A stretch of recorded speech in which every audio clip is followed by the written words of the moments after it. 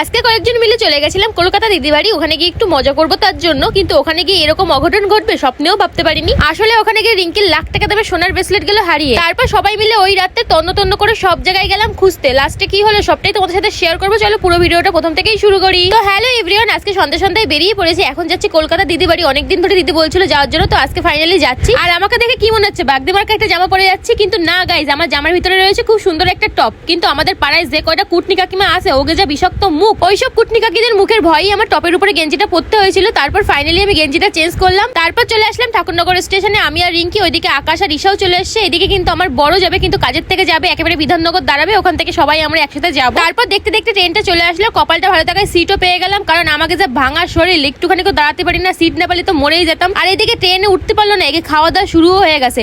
আর ঈশার খাওয়ার কথা কি আর বলবো, লোকের নজরে লেগে যাবে ওর খাওয়া, এরম খাওয়া খাতি পারে। প্রথমে কেক খেলো, তারপর চিপস খেলো, এমন বসে এই চকলেটটা নিয়ে ও নাকি এত বড় চকলেট একাই খাবে, কাউরে দেবে না তাই বলতেছে। তারপর জোর জবরদস্তি করে আমাকে একটু একটু দিল, আর পুরোটা ও খেলো। ওর এটা পেট না কো, মাঝে মাঝে আমরা কেউই ধরতে পারি না। যাই হোক, তারপর চলে আসলাম বিধাননগর স্টেশন। আমার বড় চলে এসছে, আর এইদিকে এই টোনাটুনির মধ্যে বাঁধে গেছে ঝগড়া। ওকে 2 মিনিট অন্তর ঝগড়া বাঁধে, আবার 2 মিনিটের মধ্যে ঠিক হয়ে যায়। খুব কিউট একটা কাপল। আর তারপর দেখি আমার বর আমার খুব পছন্দের একটা মালা নিয়ে এসছে। এটা হচ্ছে জুঁই ফুলের মালা, ভীষণ সুন্দর গন্ধ, আমার খুবই ভালো লাগে। আমাদের বাড়িতে এই জুঁই ফুলের একটা গাছ লাগানোরও আমার ইচ্ছা আছে। আর তারপরে দেখো আমার বর আমাকে ভালোবেসে ফুলটা মাথায় বেঁধে দিচ্ছিল। আগে যখন খোপা করতাম এরকম মাথায় বেঁধে নিতাম। আর এইদিকে ঈশা ফুলের গন্ধ শুকে মনে হয় পাগলই হয়ে গেল, ওর রিয়াকশন দেখে এরকমই লাগছিল। এইটুকু সময় পর্যন্ত কিন্তু সবকিছু ঠিক ছিল, আমরা খুব খুশি ছিলাম, আনন্দে ঘুরছিলাম ফিরছিলাম, ভিডিও করছিলাম, ফটো তুলছিলাম। কিন্তু জানি না সামনে এত বড় একটা বিপদ আছে। আসলে বিপদ কখন আসবে কেউই বলতে পারে না, বিপদ কখনো বলে কয়ে আসে না, আর কার কখন যে কি বিপদ হবে কেউই কিন্তু জানে না। এখনো পর্যন্ত আমরা কিন্তু গাড়িতে মজা করতে করতে যাচ্ছিলাম। আসলে সামনে হচ্ছিল একটা বিয়ে, তো সেখানে গান বাজছিল, সেই গানের তালে তালে আমরা নাচ করছিলাম।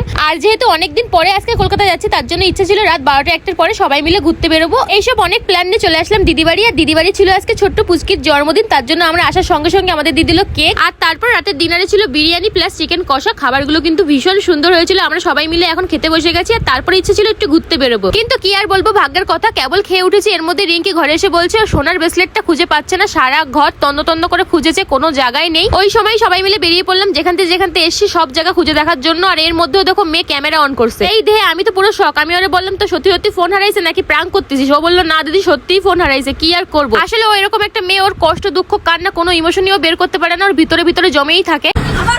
আবার কিনবি 70,000 টাকার সোনার ব্রেসলেট হারিয়ে আবার কিনবি।